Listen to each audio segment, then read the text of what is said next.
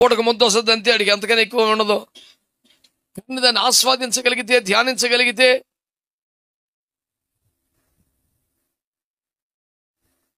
దాంట్లో మజా ఎత్తుకోగలిగితే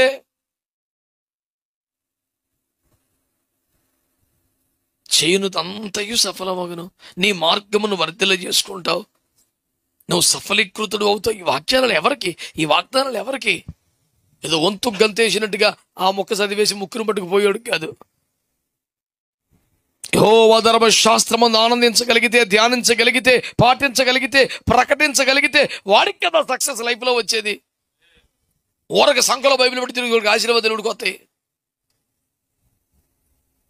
ఎక్కడ బైబిల్ అండి? కారులో బైబిల్ ఉంటుందండి, ఇంట్లో బైబిల్ ఉంటుందండి, ఎక్కడికి వెళ్ళిన బైబిల్ ఉంటుందని. ఇక్కడ మట్టుకే లేదండి.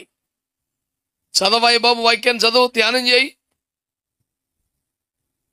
దేవునికి స్తోత్రం కలుగునుగాక.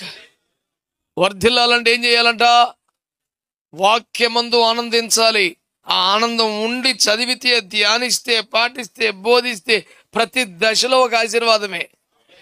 ఈ ప్రవచన వాక్యములు చదువువారు ధన్యులు, పాటించువారు ప్రతి ఒక్కొక్క రేంజ్లో ఒక ఆశీర్వాదం ఉంటుంది. చదివితే ఒక ధన్యత, పాటిస్తే ఒక ధన్యత, ప్రకటిస్తే ఒక ధన్యత. ఇక అందులోనే ఆనందించేస్తే ఆ సక్సెస్ కూడా వేరుంటుంది. అమ్మా మీరేంటి సైలెంట్ అయిపోయారు? ఇంకా తెల్లారలేదంటావా? దేవునికి స్తోత్రం చెప్పండి.